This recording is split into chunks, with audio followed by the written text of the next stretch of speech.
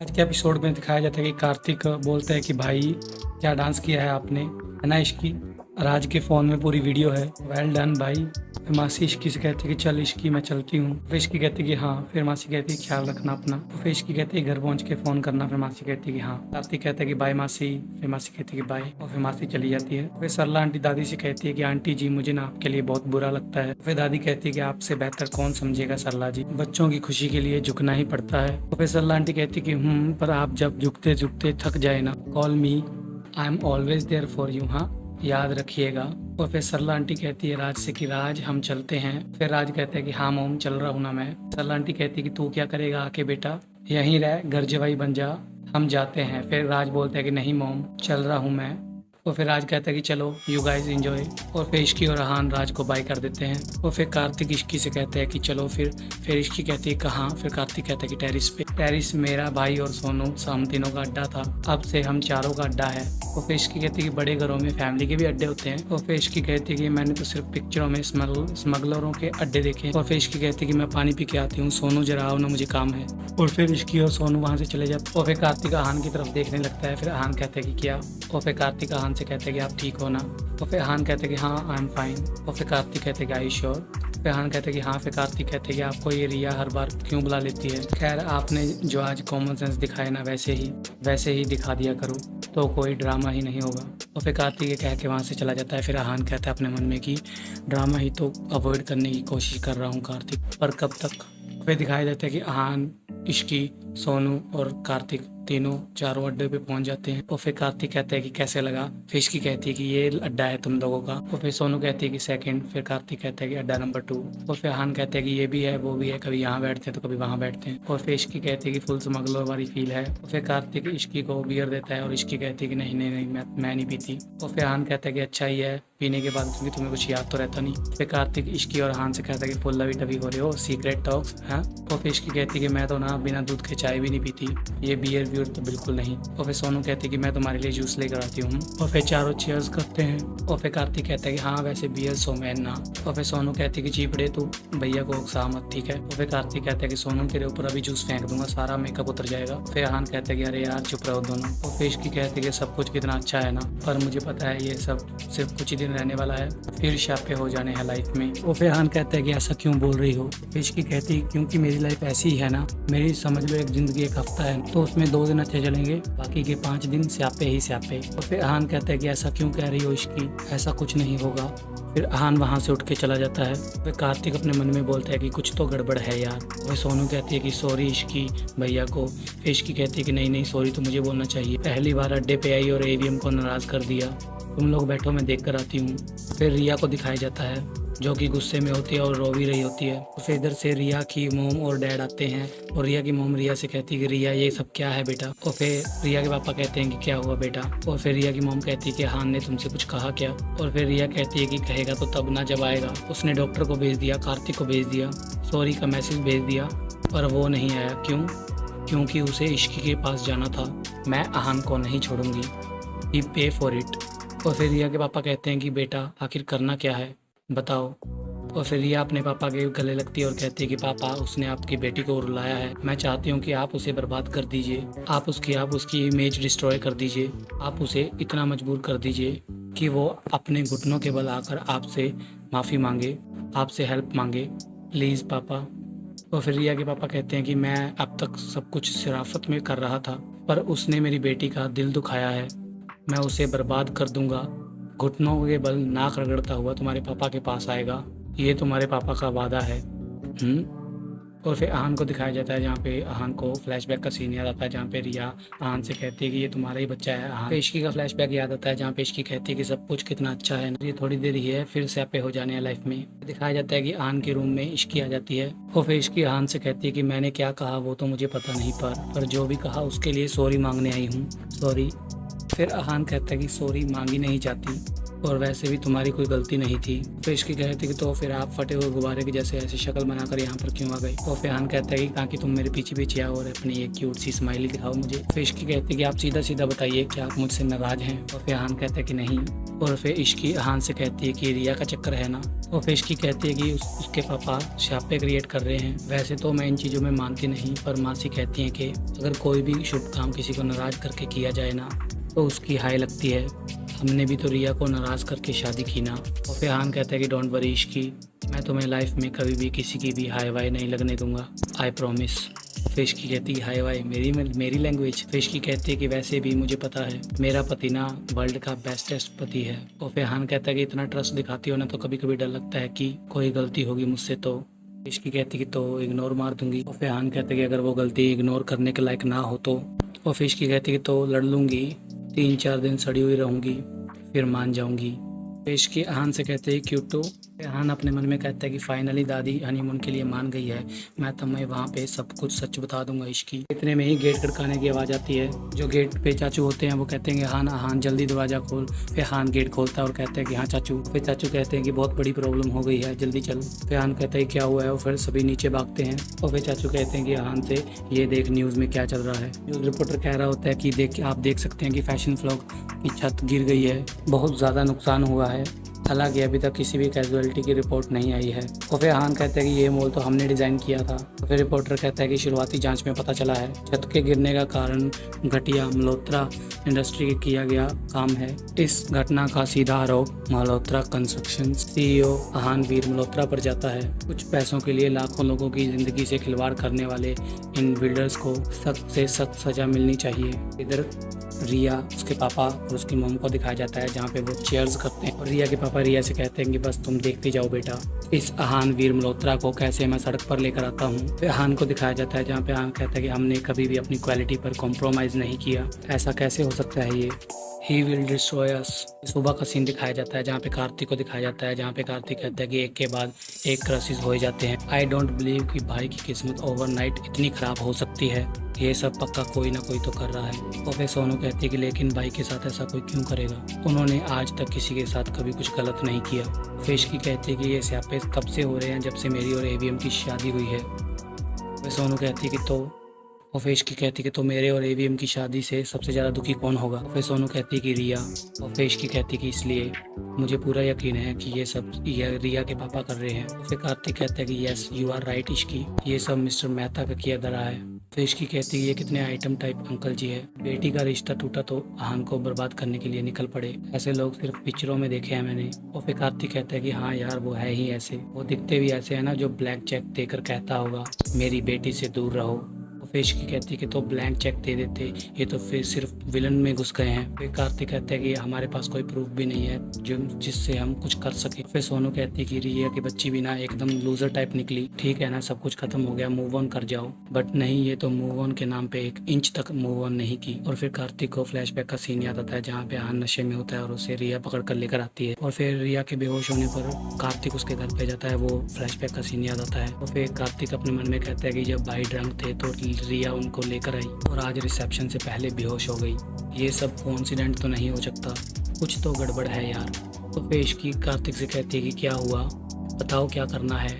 फिर कार्तिक कहते हैं कि हाँ मॉल में किसी की जान नहीं गई है तो लीगली ज़्यादा प्रॉब्लम नहीं होगी, भाई के लॉयर सब हैंडल कर लेंगे। But there is one thing. इसकी कहती है क्या बट क्या। और फिर कार्तिक कहता है कि बट मॉल की छत के साथ साथ भाई की रेपुटेशन भी नीचे गिर गई है, ऐसे में अगर कोई बड़ी कंपनी आके भाई को प्रोजेक्ट देगी, सॉर्ट आउट करेगी तो सब कुछ सॉर्ट आउट हो सकता है, बट ऐसा मिरेकल होना पॉसिबल ही नहीं है। सोया भाई प्रॉब्लम में है। और फिर इश्की कार्तिक से कहती है कि मैं अभी आई। और फिर कार्तिक कहता है कि इश्की क्या हुआ, और फिर इश्की वहाँ से चली जाती है। और फिर सोनू अपने मन में कहती है कि मैं राज से बात करती हूँ, वो ज़रूर भैया की हेल्प करेगा। फिर अहान और चाचू को दिखाया जाता है, उनके पास पुलिस आती है। फिर इंस्पेक्टर अहान से कहते हैं कि देखिए हादसे में किसी की जान नहीं गई है, इसलिए हम किसी को अरेस्ट नहीं कर रहे हैं, लेकिन एक बात तो तय है, लेकिन अगर छत गिरी है तो कंस्ट्रक्शन में प्रॉब्लम थी, इसलिए इंक्वायरी तो होगी। फिर अहान कहता है कि इंक्वायरी तो होनी चाहिए इंस्पेक्टर, आपको जो करना है आप कीजिए, लेकिन मुझे ऐसे लग रहा है कि कोई तो है जो हमारी इमेज को सैबोटेज करने की कोशिश कर रहा है, हमें बस ये फाइंड आउट करना है कि ये है कौन। और फिर वहाँ पे दादी आती है और कहती है कि तू जानता है ना पुत्र ये किसने किया है।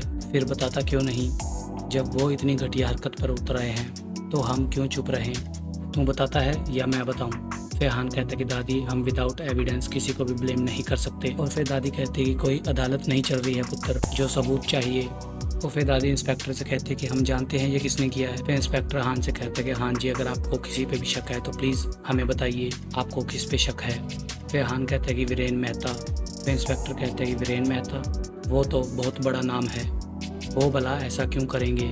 तो फिर चाचू कहते हैं कि देखिए इंस्पेक्टर, उसकी बेटी के साथ आन की शादी होने वाली थी, नहीं हुई, शायद इसी का बदला ले रहा है वो। फिर इंस्पेक्टर कहता है कि हम इन्वेस्टिगेट करेंगे मिस्टर मल्होत्रा। और फिर आन कहता है कि थैंक यू। इंस्पेक्टर वहाँ से चला जाता है और फिर आन कहता है कि अगर वीरेन मेहता ने ये किया है तो मैं उसे छोड़ूंगा नहीं। फिर आन कहता है कि चलिए चाचू। फिर सरला आंटी और राज को दिखाया जाता है, जहाँ पे सरला आंटी कहती है राज से कि देख, मुझे ना उस आहान की कोई हेल्प नहीं करनी, उन्होंने जो जो कुछ किया है ना, माता रानी उनको उनकी पनिशमेंट दे रही है। फिर राज कहता है कि मोम आप ऐसा सोच भी कैसे सकती हैं, आहान भैया फैमिली है हमारी। फिर सरला आंटी कहती है कि वीरेन मेहता क्या हमारी फैमिली जैसे नहीं है, जिनकी बेटी का दिल तेरे आहान भैया ने तोड़ दिया है। उस बिजनेस में उसी का साथ देना चाहिए जो जीत रहा हो, और इस वक्त वीरेन मेहता जीत रहा है। और फिर राज कहता है कि मोम आप कुछ भी सुन भी रही है, ये बिजनेस नहीं है, ये दुश्मनी है जो मिस्टर मेहता आहान भैया के साथ निकाल रहे हैं। और फिर सरला आंटी कहती है कि ये दुश्मनी किसकी वजह से हुई है, इश्की की वजह से। अरे वो काली बिल्ली जहाँ जाएगी वहाँ पे शापे ही शापे हो जाएंगे, तू समझता क्यों नहीं है राज। फिर राज अपने मन में बोलता है कि अगर भैया की हेल्प करनी है तो मोम को मेरी साइड पे होना ही पड़ेगा, इसलिए आर्ग्यू करने का कोई पॉइंट नहीं है। और फिर राज कहता है कि ओके मोम, आप जो कह रही है ना वो बिल्कुल सही है, जो कुछ भी हुआ है ना उसमें सब इश्की की गलती है, और फिलहाल मोम हमें आहान भैया और उनकी फैमिली की हेल्प तो करनी ही पड़ेगी ना। देखिए मोम, प्लीज़ ट्राई एंड अंडरस्टैंड, मोम आपके बिना, आपकी परमिशन के बिना आहान भैया की कोई हेल्प नहीं कर सकता, अगर कर सकता होता तो अभी आपके सामने नहीं खड़ा होता।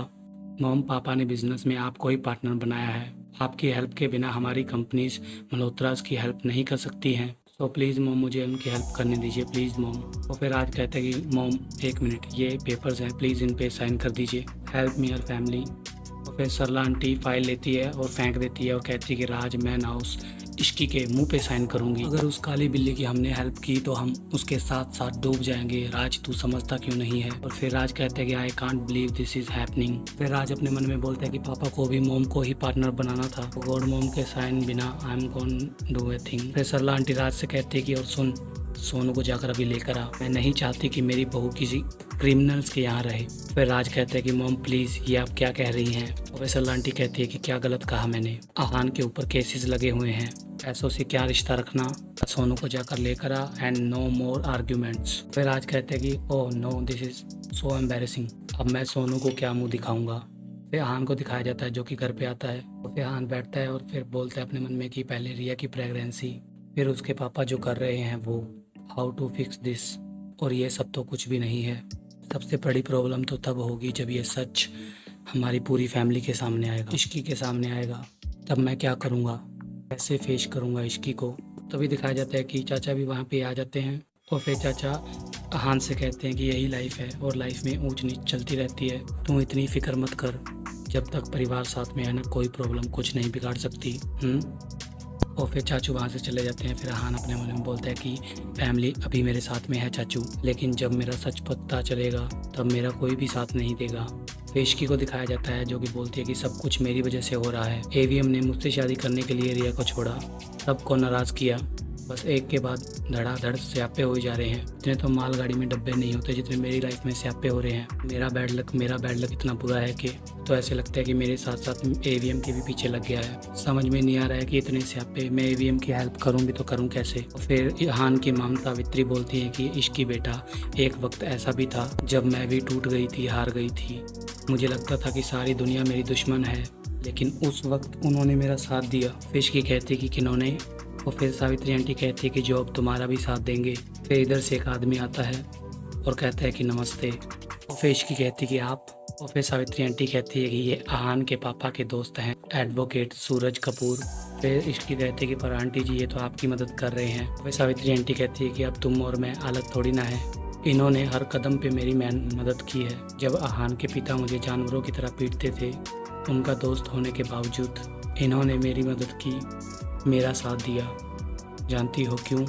क्योंकि ये हमेशा सच के साथ खड़े रहते हैं। इनका और मेरा रिश्ता इंसानियत और हमदर्दी का है। लेकिन मम्मी जी के लिए तो इंसानियत का रिश्ता कोई मायने नहीं रखता ना। जब आहान के पिता का मुझ पर अत्याचार बढ़ता चला गया, तब मैंने डिसाइड किया कि मैं उनसे तलाक ले लूँगी, अपने और अपने बच्चों की सुरक्षा के लिए। लेकिन मम्मी जी ने मुझ पर इल्ज़ाम लगाया कि तलाक लेने की वजह मेरा इनके साथ अफेयर है, लेकिन फिर भी इन्होंने मेरा साथ दिया। फिर सोनू और राज को दिखाया जाता है, जहाँ पे सोनू राज से कहती कि राज मम्मी जी ने आहान भैया की हेल्प करने से मना कर दिया और तुमने उनकी बात मान ली, तुमने उन्हें मनाया नहीं। फिर राज कहते हैं कि हाँ सोनू, पर मैं अब उन्हें फोर्स तो नहीं कर सकता ना, वो को सिग्नेटरी हैं और ऐसा नहीं है कि दैट एंड ट्राई। अब देखो सोनू, जब वो मान ही नहीं है तो मैं उनका हाथ पकड़ के थोड़ा साइन करवा लूँगा ना। मैंने तुमसे वादा किया है कि मैं हेल्प करूँगा तो मैं करूँगा। देखो सोनू, मुझे ना बस थोड़ा सा टाइम चाहिए please, and I am promise कि मैं उन्हें मना लूँगा। और फिर सोनू कहती है कि कब मनाओगे, जब सब कुछ बर्बाद हो जाएगा तब। राज मम्मी जी जानबूझकर भैया की हेल्प नहीं कर रही हैं। ऐसे तो जब मेरी फैमिली की इंसल्ट करनी होती है तब उन्हें हमेशा याद रहता है कि मैं समधन हूँ, मैं समधन हूँ, मैं समधन हूँ। अभी जब सच में हमारी फैमिली को जनरली हेल्प चाहिए तब वो सब भूल गई। मैंने उनकी हर बात, हर ताने, सब कुछ सुना है राज।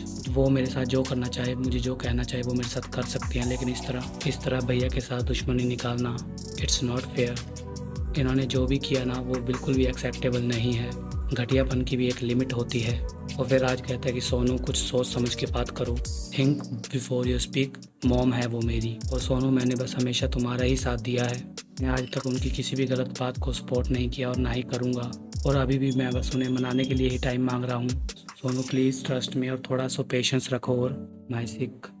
सोनू कहती कि no I can't and I want. और राज, मैं अच्छी तरह जानती हूँ कि मम्मी जी हमारी हेल्प कभी नहीं करेगी। उन्हें बस प्रॉब्लम क्रिएट करने आता है, चाहे हमारे बीच में हो या भैया और भाभी के बीच में हो। वो बस लोगों को रुलाना जानती हैं, वो किसी को खुश नहीं देख सकती। और फिर राज कहता है कि Sonu please mind your words. फिर इश्की को दिखाया जाता है जो कि कहती है कि अंकल जी अब हम आहान की मदद कैसे करेंगे। तो अंकल कहते हैं कि पता नहीं फ़िलहाल, पर मुझे अब बस दो बातें पता है। पहली ये कि ये काम मुश्किल है, और दूसरी ये मुश्किल काम हम लोग करके रहेंगे। ये काम मुश्किल है क्योंकि आहान मेरी मदद नहीं लेगा। फिर जब तक वो अपनी दादी के बताए हुए सच को मानता रहेगा तब तक उसे यही लगेगा कि उसकी मॉम, उसके डैड मेरी वजह से अलग हुई थी, और शायद ये भी कि सावित्री जी और मैं आज भी साथ ही हैं। और फिर इश्की कहती है कि पर अंकल जी, आहान के पापा और दादी जी आंटी जी को मिलकर टॉर्चर करते थे, ऐसे में वो अगर अपना घर नहीं छोड़ती तो क्या करती। और फिर इश्की कहती है कि अंकल जी मेरे पास ना एक तोड़ू आइडिया है। वे अंकल कहते हैं कि तोड़ू।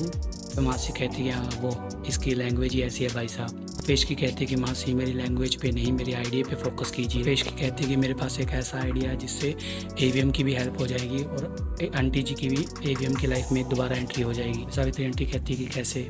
पेश की कहती है कि आपने जू में शेर का पिंजरा तो देखा होगा ना, यूँ समझ लीजिए कि उस पिंजरे में घुसना है, आपको दादी का सामना करना होगा। तो वही सावित्री आंटी एकदम से डर जाती है और कहती है कि नहीं नहीं नहीं, मुझे ये क्या कह रही है, क्या कह रही है, मैं मम्मी जी का सामना नहीं कर सकती, ये समझाओ, मुझसे नहीं होगा ये सब।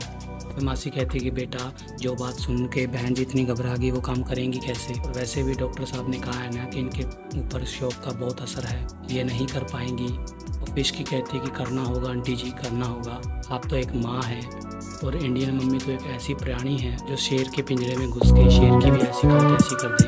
आपको भी करनी होगी, आहान के लिए, सोनू के लिए, अपने बच्चों के लिए। तो सावित्री आंटी कहती है कि क्या बोल रही है, ये कैसे करूँगी मैं। तो वो अंकल बोलते हैं कि सावित्री जी, आप एक बार हिम्मत दिखा चुके हो, एक बार लड़ चुके हो पहले। तो सावित्री आंटी कहती है और एक बार हार भी चुकी हूँ। और फिर मासी कहती है कि तब आपके पास इश्की नहीं थी बहन जी। और फिर इश्की कहती है कि आपको फिर से करना होगा आंटी जी। फिर सावित्री आंटी कहती है कि क्या। और फिर इश्की कहती है कि वो मैंने सोच लिया है। और फिर इश्की अपने मन में कहती है कि सॉरी आहान, जो मैं करने जा रही हूँ वो आपको अच्छा नहीं लगेगा, और आपको आपकी मम्मी से मिलाना पड़े तो जिसके लिए मुझे जो भी करना पड़े मैं करूँगी। फिर इसी के साथ एपिसोड को खत्म कर दिया जाता है। फिर आहान को ऑफिस में दिखाया जाता है, जहाँ पे कुछ बंदे बोल रहे होते हैं कि एक बार हमारी कंपनी के साथ कॉन्ट्रैक्ट साइन करने के बाद you can not back out for 6 month. और फिर आहान कहते हैं कि क्या हम आपके बॉस से मिल सकते हैं। आपको और आपकी फैमिली को मैंने डिनर पे इन्वाइट किया